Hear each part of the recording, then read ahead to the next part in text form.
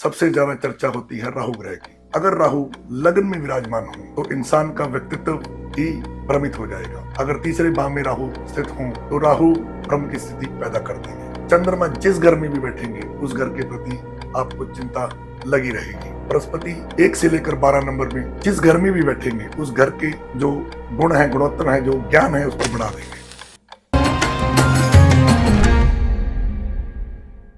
नमस्कार, मैं Acharya Bakshi, Om scientific astrology and vastu research centre Chandigarh से। आज चर्चा करेंगे विभिन्न ग्रहों की कि अगर वो जन्म कुंडली में जहां भी बैठे हों वो इंसान को कैसा नेचर, कैसा व्यवहार वो देंगे। सबसे ज्यादा चर्चा होती है राहु ग्रह की। राहु अगर जन्म कुंडली के किसी भी भाव में स्थित हो तो वह उस भाव से रिलेटेड उस व्यक्ति के मन में संशय यानी कि भ्रम की स्थिति को उत्पन्न करेंगे। जैसे अगर राहु लग्न में विराजमान हो तो इंसान का व्यक्तित्व ही भ्रमित हो जाएगा। अगर दूसरे में विराजमान हो, सेकंड हाउस में हो जो कि वाणी का घर है, तो ऐसे में उस इंसान की वाणी भ्रमित हो जाएगी। उस इंसान की जो वाणी है वो एक जैसी नहीं रहेगी, उसमें विभिन्नता आएगी, आक्रामकता भी आएगी। अगर तीसरे भाव में राहु स्थित हो तो राहु तीसरे घर से रिलेटेड कार्य कर्तव्य, जैसे छोटे भाई बहनों का ये घर माना जाता है, पराक्रम का ये घर माना जाता है, उसमें भ्रम की स्थिति पैदा कर देंगे। ऐसे ही जिस घर में भी राहु विराजमान होंगे जन्म कुंडली के लगन से लेकर द्वादश तक, वो उस घर के प्रति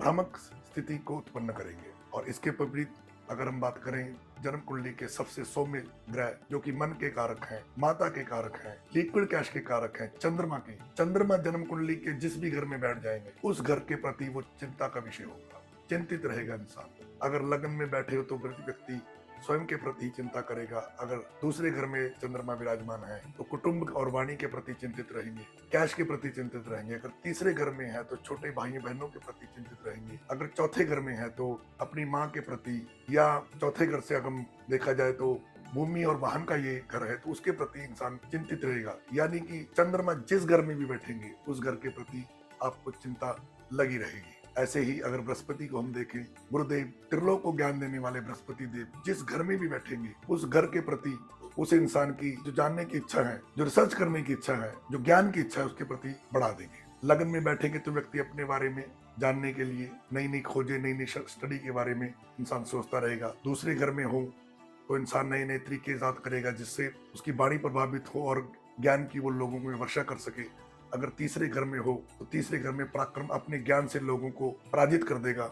चौथे घर में उसका ज्ञान ही उसके सुखों का कारण होगा। ऐसे ही बृहस्पति 1 से लेकर 12 नंबर में जिस घर में भी बैठेंगे उस घर के प्रति उस इंसान के जो गुण है, गुणोत्तर है, जो ज्ञान है उसको बढ़ा देंगे, उसके प्रति वो जागरूक करेंगे। इच्छा उस घर से प्रति ज्यादा वो इंसान सोचेगा, समझेगा, उस चीज को पाने की कोशिश करेगा। ऐसे ही जन्म कुंडली के सभी ग्रह 1 से लेकर 9 जन्म कुंडली के 12 घरों में जब बैठेंगे तो उस घर के प्रति अलग अलग वो चीजें प्रदान करेंगे।